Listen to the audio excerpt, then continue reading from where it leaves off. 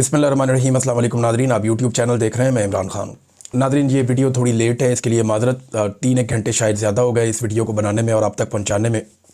ये प्रॉब्लम थोड़ा सा रहेगा 1-2-3 दिन तक और उसके बाद फिर चीज़ें नॉर्मलाइज हो जाएंगी इंशाल्लाह। एक बड़ी खबर है जो मेरे तक अब पहुँची है और इसकी तफसीलात मैं आपके सामने रखता हूँ। 3 चीज़ें ऐसी हैं जिनके ऊपर अभी ये तय कर दिया गया इस्टेब्लिशमेंट की जानिब से कि इनके ऊपर ज़ीरो टॉलरेंस होगी और इनकी तैयारी की जा रही है। मजहबी सियासी जमातें जो हैं, चाहे वो फजलुर रहमान साहब हैं, चाहे वो दीगर पॉलिटिकल पार्टीज़ हैं, जमात इस्लामी हैं, बाकी लोग हैं, वो इस पे ऑन बोर्ड ले लिए गए और उन्हें ये कह दिया गया कि इसके ऊपर आपने खप नहीं डालनी।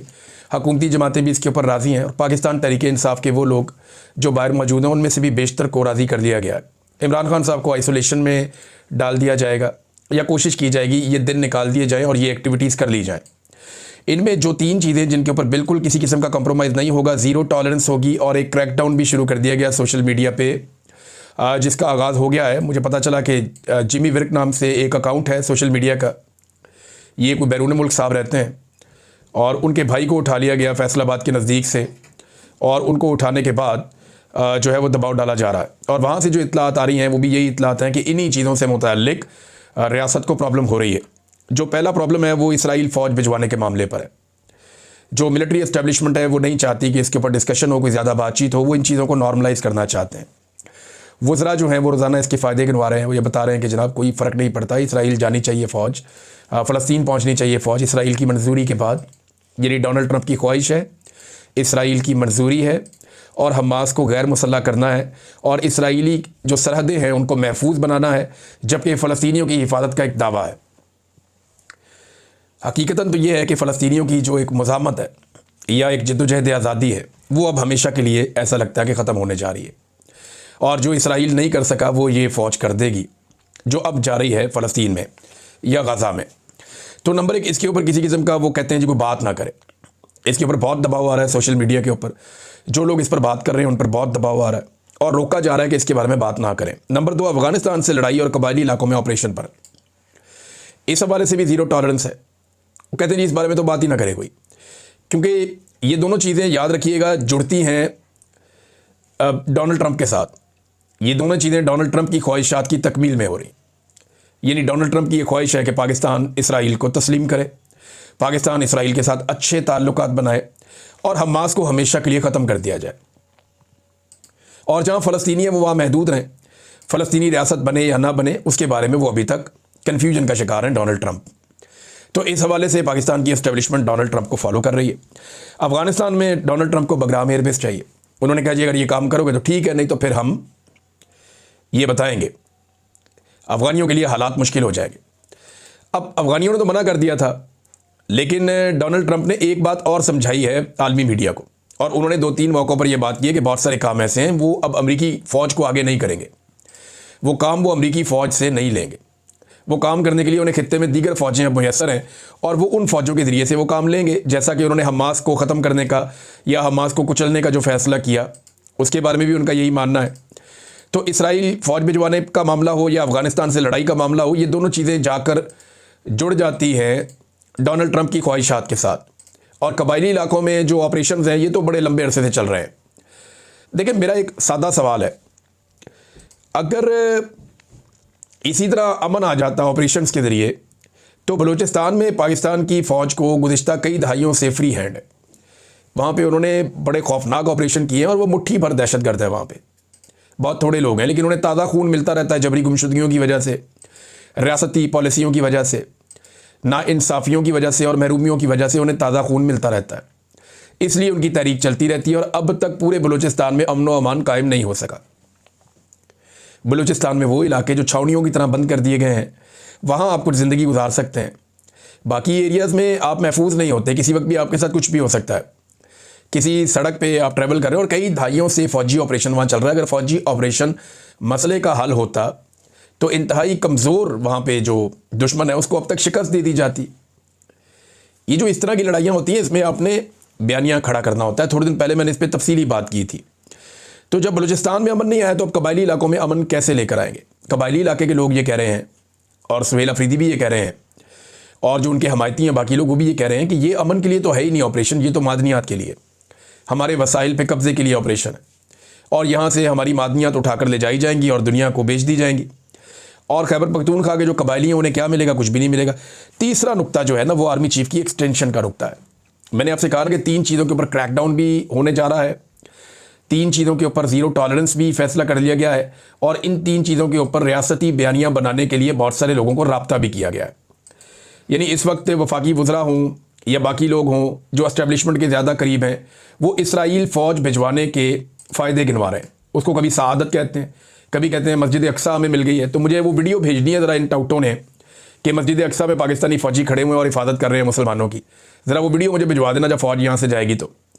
दूसरा वो ये कह रहे हैं कि जी पार्लियामेंट को हम एतमाद में लेंगे, लेकिन हम करेंगे इसको इस तरह करेंगे, इन कैमरा करेंगे कि पब्लिक नहीं करेंगे कि क्या बातचीत हुई वहाँ पर इसराइल फ़ौज भेजने के हवाले से, और फैसला तो जिन्होंने करना है उन्होंने ही करना है, तो वो पार्लियामेंट में तो नहीं होगा। दूसरा वो ये कह रहे हैं कि कैबिनेट की मंजूरी ले लेंगे। तो जिस तरह की कैबिनेट है इससे तो आप जिस मर्जी काम की मंजूरी ले लें, कोई भोंडे से भोंडा और बदतरीन काम भी आप इनके सामने रख दें और कहें जी ऊपर से ऑर्डर आ गया मंजूरी देनी है, तो वो फौरी तौर पे मंजूरी दे देंगे। अब आर्मी चीफ की एक्सटेंशन के हवाले से एक माहौल बनाया जा रहा है और रोज़ाना तारीफ़ों के पुल बांधे जाते हैं। कोई ना कोई ऐसा स्टेटमेंट आ जाता है जिसमें आर्मी चीफ की तारीफ़ हो रही होती है, जैसे कि अंसार अब्बासी साहब हैं, अब उनको इस्तेमाल किया गया है। अभी सुहेल बड़ाई साहब की भी बारी है, थोड़े दिनों में वो भी लिखेंगे कुछ ना कुछ ऐसा। फिर हमारे और बहुत सारे दोस्त हैं, मैं सबको नाम लेकर शर्मिंदा नहीं करना चाहता, लेकिन वो खुद शर्मिंदा होंगे। आने वाले दिनों में बहुत सारे ऐसे लोग आर्मी चीफ की तारीफ़ें कर रहे होंगे उनकी एक्सटेंशन से पहले, क्योंकि उन सबको बता दिया गया है कि आपने कम से कम एक कॉलम, एक प्रोग्राम या एक वीलॉग आपने आर्मी चीफ के हवाले से करना है। उनकी तारीफ़ों के पुल आपने बांधने और ज़रा डिफरेंट तरीके से। तो ये सब लोग अपनी अपनी वफादारी साबित करने के लिए बाकायदा अब इसके ऊपर वीडियोज़ बनाएंगे। जैसा कि राना सनाउल्लाह ने कल खालिद बिन वलीद रज़ी अल्लाह तआला से जोड़ दिया आर्मी चीफ को कि बिल्कुल वो वैसे ही जर्नैल है। हालांकि ज़मीन आसमान का फ़र्क है दोनों के अंदर। एक उनके जूतों की खाक के बराबर भी नहीं है हमारे आर्मी चीफ इस वक्त। बहुत अच्छे आदमी होंगे, लेकिन नहीं, आप मुकद्दस हस्तियों के साथ ले जाकर आप नहीं मिला सकते। तो अब यहाँ पे जो है वो जो अंसार अब्बासी साहब ने कहा वो ये है कि हाफ़िज़ कुरान आर्मी चीफ के तकर्रुर को मुस्बत पेशरफ्त करार दिया जा रहा है। उनकी क़यादत में फ़ौज के अंदर इस्लामी इक़दार और रूहानी वाबस्तगी को मजबूत बनाने की उम्मीद की जा रही है। तजवीज़ दी गई है कि फ़ौज में तरबियत, नज़्म व ज़ब्त और क़यादत के तमाम पहलुओं में इस्लामी तालीमात को मज़ीद मुअस्सर अंदाज में शामिल किया जाए ताकि पाक फ़ौज ईमान, किरदार और पेशा वराना काबिलियत का इम्तज़ाज बने। अब जब ये आर्मी चीफ आए थे तब आपको इस तरह का कॉलम लिखना चाहिए था ना, ताकि ये काम ये 3 साल में कर देते। अब जब उनकी मुद्दत मुलाजमत ख़त्म होने जा रही है और आखिरी महीना रह गया है तो आपने ये कॉलम निकाल के मार दिया। तो अंसार अब्बासी साहब, आप जितने मर्जी समझदार बन जाएं, कौम अब ये बात जान चुकी है कि आप ज़हनी तौर पे लोगों को तैयार कर रहे हैं कि इसी आर्मी चीफ के साथ आपको गुजारा करना है और मैं आपको इसके फ़ायदे गुना रहा हूँ। इससे बेहतर आदमी आपको पाकिस्तान में मिलेगा नहीं। लेकिन अंसार अब्बासी साहब, आप मेरे से एक बात लिख कर ले लीजिए, अगर ये आर्मी चीफ तब्दील हो गया तो आप अगले आर्मी चीफ की मदह सराई भी इसी अंदाज में करेंगे। अगले आर्मी चीफ को भी आप इसी अंदाज में ज़मीन और आसमान के कलाबे मिला देंगे और आप ये कहेंगे कि उससे बेहतर आदमी कोई नहीं हो सकता। ये तारीख़ है आप लोगों की। ये बहुत सारे हमारे सहाफ़ी हैं, इनके बाल सफ़ेद हो गए बेचारों के, और ये बड़े मोतबर सहाफ़ी गर्दाने जाते थे पाकिस्तान में, लेकिन इन्होंने हमेशा जूते पॉलिश किए और इन लोगों ने हमेशा आर्मी चीफ़ों की गेमें उठाई हैं और इन्होंने हमेशा जो है वो उन्हें बताया है कि आप तो खुदा के बाद सबसे बड़ा अवतार हैं इस वक्त ज़मीन पे। उनका दिमाग ख़राब करने के अंदर इन लोगों के बहुत बड़े बड़े किरदार हैं। अब नाज़रीन, ये इन्होंने कहा आर्मी चीफ़ को आप मज़हब के साथ क्यों जोड़ रहे हैं? फ़ौज के अंदर सिख, हिंदू, ईसाई कोई भी हो सकता है, और ये अब आप क्यों कर रहे हैं? यानी मेरी समझ से बाहर है। यानी इस वक्त ये तारीफ़ें करने का मकसद क्या है? ये एक्चुअली ग्राउंड बना रहे हैं कि जनाब अभी ये आर्मी चीफ मजीद कंटिन्यू करेंगे, और ये अभी ये नहीं करेंगे, और बहुत सारे लोग भी ये तारीफ़ों के पुल बांधने वाले हैं। क्या ये इस्लामी इक़दार है कि ख़वातीनों को जेलों में बंद कर दें? मारंग बलोच और दूसरी जो ख़वातीन है उनके साथ जो हो रहा है ये इस्लामी इक़दार है? इस्लामाबाद में जो माएँ आई अपने बलोच बच्चों को ढूंढती हुई, क्या ये इस्लामी इक़दार है? मासूम बच्चों पर और ख़वातीन के ऊपर ड्रोन हमला हो जाता है, एयरफोर्स का अटैक हो जाता है, ये इस्लामी इक़दार है? अपने बलोच बच्चों को ढूंढती हुई, क्या ये इस्लामी इक़दार है? मासूम बच्चों पे और ख़वातीन के ऊपर ड्रोन हमला हो जाता है, एयरफोर्स का अटैक हो जाता है, ये इस्लामी इक़दार है? आप मुझे बताएं ना, 25,000 बंदा उठा के जेलों में भर दिया, चादर और चार दीवारी का तकद्दुस पामाल करना कौन सा इस्लामी इक़दार है? ख़वातीन को सड़कों पर घसीटना कौन सा इस्लामी इक़दार है? उनकी चादर और चार दीवारी का तकद्दुस पामाल करके उनके बेडरूमों तक घुस जाना कौन सा इस्लामी इक़दार है? जजों की वीडियो बनाना कौन सा इस्लामी इक़दार है? जबरी गुमशुदगियाँ सहाफ़ियों की, शायरों की, सियासतदानों की और वकला की करना कौन सा इस्लामी इक़दार है? अरकान पार्लियामेंट को अगवा करके, उनकी बहू बहन बेटियों को अगवा करके उन्हें मजबूर करना कि तुम वोट डालो 26वीं आईनी तरमीम के लिए, ये कौन सा इस्लामी इक़्तिदार है? अंसार अब्बासी साहब, आप 10 कॉलमों में इतना नहीं लिखते जितना मैं आपको बता सकता हूं कि कौन सी इस्लामी इक़्तिदार है जिनके ऊपर पाकिस्तान की मिलिट्री एस्टेब्लिशमेंट ने इस वक्त अमल दरामद किया है। मुझे फ़ौज से नफरत नहीं है, खुदा की कसम नहीं है, मेरी अपनी फ़ौज है, मुझे इससे मोहब्बत है, मेरे बहुत सारे दोस्त रिश्तेदार भाई ये इस फ़ौज के अंदर है, हमें उनसे बहुत प्यार है। लेकिन मिलिट्री एस्टेब्लिशमेंट की गलत पॉलिसी के ऊपर अगर मैं तनकीद नहीं करूँगा तो जो हमने भुगता वो हमारे बच्चे भी भुगतेंगे। अपनी एक बोटी के लिए आप पाकिस्तान का ऊँट ज़िबा ना करें अंसार अब्बासी साहब।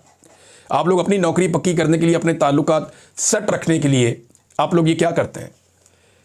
यानी छोटी मोटी नौकरी दिला दी किसी रिश्तेदार को रेलवे में या कहीं और किसी सहाफ़ी ने, या तो ये इसके बदले में कुछ भी करेगा वो। मैं सहाफ़ियों की बात कर रहा हूँ, ये चलता रहता है पाकिस्तान में। अब मैं क्या पोल खोलूँ किसी का? नाज़रीन, एक तो ये आर्मी चीफ़ की जनाब एक्सटेंशन के हवाले से बड़ी तारीफ़ें हो रही हैं। दूसरा, फ़ौज इसराइल कैसे जाएगी, इस पर राना सनाउल्लाह साहब ने थोड़ी सी वजाहत दी, लेकिन एक बात उन्होंने की, उन्होंने कहा जी हमास को गैर मुसल्लह करने के मामले को क्यों पोलिटिसाइज़ किया जा रहा है? राना सनाउल्लाह के बकौल वो कहते हैं कि हमास ने तो खुद मुआहदे पे दस्तखत किए हैं गैर मुसल्लह होने के। तो मैं राना सनाउल्लाह साहब को ज़रा याद दिला दूं कि जिस मुआहदे पे आप लोगों ने दस्तखत किए हैं हमास ने वो माना ही नहीं। हमास ने अपनी तरमीम शुदा एक नए मुसव्वदे के ऊपर दस्तखत किए थे जिसमें बहुत सारी शराइत हैं। आपने तो शायद राना साहब वो वाला मुआहदा भी नहीं पढ़ा जो डोनाल्ड ट्रंप और शहबाज शरीफ और बाकी लोगों के बीच में हुआ।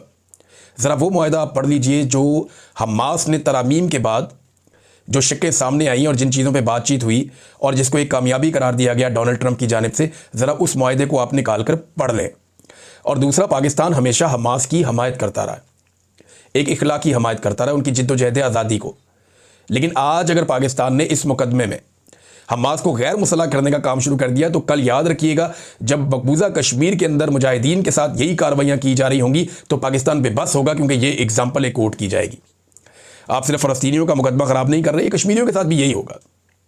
हमास एक ऐसी तंजीम है जो इसराइल के साथ लड़ती है और इसराइल समझता है कि ये दहशतगर्द है और अमेरिका भी यही समझता है कि ये दहशतगर्द है और इनके साथ ऐसे ही निपटना चाहिए। डोनाल्ड ट्रंप ने अभी स्टेटमेंट दिया है और इसराइली हमलों को उन्होंने उनका हक करार दिया है इसराइल का। ये हाल ही में उनका एक स्टेटमेंट छपा है, तो देखें ना उनका स्टेटमेंट आ गया डोनाल्ड ट्रंप का कि जी ठीक है इसराइल का हक है, अब आप अमन का नोबेल इनाम भी उन्हें दीजिए और फिर आप वहाँ पे फ़ौज भी भेजिए और गैर मुसल्लह भी कीजिए। तो इन मामलात के ऊपर ज़ीरो टॉलरेंस है। वो ये कहते हैं जी इन मामलात के ऊपर कोई बात ना करें। कोलेट्रल डैमेज को लेकर नाजरीन हमारे कुछ सहाफ़ी जो हैं वो अब खप डाल रहे हैं, रोला डाल रहे हैं। बड़ी तकलीफ़ हुई मुझे एक वाक़या याद है, लाहौर में उस्मान बुज़दार साहब का दौरे हुकूमत था और CTD ने एक कार्रवाई की थी। वो लाहौर से निकलती हुई गाड़ी को साहिवाल के करीब उसके ऊपर फायरिंग की गई, उसके नतीजे में माँ बाप मारे गए, उनके बच्चे मासूम जो हैं वो हादसाती उस हादसे के अंदर इत्तफाकिया तौर पे बच गए। वो बच्चे बच गए, उनकी वीडियो वगैरह आ गई, हमारे दिल ही फट गए थे और बड़ी तकलीफ़ हुई थी। हमने इस मामले को बहुत ज़बरदस्त तरीके से उठाया था, पाकिस्तान का सारा मीडिया आग बगूला हो गया था कि साहिवाल के अंदर इतना बड़ा जुल्म हो गया। हमने बड़ी गैरत दिलाई उस्मान बुज़दार को उस वक्त, लेकिन कुछ हो नहीं सका इसके ऊपर। आपको पता है खून बहा वगैरह कर कर आके तो ये मामला निपटा देते होते हैं। लेकिन बड़ी तकलीफ़ हुई थी कि माँ बाप छीन लिए बच्चों से उनके और मार दिए। वो बेगुनाह थे, ना वो दहशतगर्द थे, ना उनका दहशतगर्दी से कोई ताल्लुक़ था। तो इसको कोलेट्रल डैमेज उस वक्त करार दिया गया था। मैंने और तमाम सहाफ़ियों ने बड़ी ज़ोरदार आवाज़ उठाई थी, बड़ा रोला डाला था। मैंने बहुत सारे प्रोग्राम इसके ऊपर कर दिए थे, मुझे आज भी याद है। मुझे बल्कि कई लोगों ने कहा कि आप बहुत ज़्यादा जज्बाती हो गए। मैंने कहा यार सोचो उन बच्चों के बारे में जो अपने माँ बाप के बगैर अब ज़िंदगी गुजारेंगे, उनकी तकलीफ़ आप देखो, वो सहमे हुए बच्चे, उनकी हालत आप देखो, कैसे उनका कत्लेआम कर दिया CTD ने। मैंने ये मामला उठाया था। जिन सहाफ़ियों ने मेरे साथ मिलकर वो मामला उस वक्त उठाया था वो आज खैबर पख्तूनख्वा के कोलेट्रल डैमेज को जस्टिफाई कर रहे हैं TV पे बैठ के। वो कहते हैं जी ऑपरेशन होते हैं तो बंदे तो मरते हैं ना, ये तो होता है। फिर यार वो पंजाब में बच्चे थे तो हम लोगों ने सबने मिलकर शोर मचाया। क्या पश्तूनों के बच्चे नहीं हैं? क्या हमारे पश्तून हमारे भाई नहीं हैं? क्या वो इस मुल्क के शहरी नहीं हैं? क्या वो चिल्ड्रन ऑफ लेसर गॉड हैं? क्या वो कोई और मखलूक है, कहीं और से आए हुए हैं? क्या उनकी ज़िंदगी की कोई कीमत नहीं है? क्या जो हमारे पश्तून भाई हैं उनका खून सस्ता है कि आप उन्हें मारें? कोलेट्रल डैमेज के नाम के ऊपर क्या कभी किसी, ये एक बड़ी ज़बरदस्त बात की हमारे कुछ दोस्तों ने, और ये वज़ीर आला ने भी शायद की ये बात कि जनाब किसी जर्नैल का बच्चा तो नहीं मरता कोलेट्रल डैमेज में, गरीब माँ का बच्चा मरता है, गरीब बाप का बच्चा मरता है। और जो फ़ौजी भी शहीद होता है या मरता है वो गरीब बेचारा फैमिली से होता है। जो पुलिस वाला शहीद होता है, फौजी शहीद होता है, वो गरीब फैमिली से होते हैं बेचारे। जर्नैलों के बच्चे तो नहीं मरते कोलेटरल डैमेज में, वजीर आजम के बच्चे तो नहीं मरते, बड़े बड़े वजीरों के बच्चे तो नहीं मरते कोलेटरल डैमेज में। इनका कोई मारा जाए ना कोलेटरल डैमेज में तो इनको पता चले कि कितना बड़ा सानिया है, कितनी बड़ी मुसीबत है। घर से एक आदमी का जनाजा उठता है ना, और अगर वो बच्चा हो जिसने अपनी ज़िंदगी की बहारें भी ना देखी हो तो कोहराम मच जाता है। और रोज़ाना खैबर पख्तूनख्वा में ऐसे जनाजे उठते हैं। मैं उन सहाफ़ियों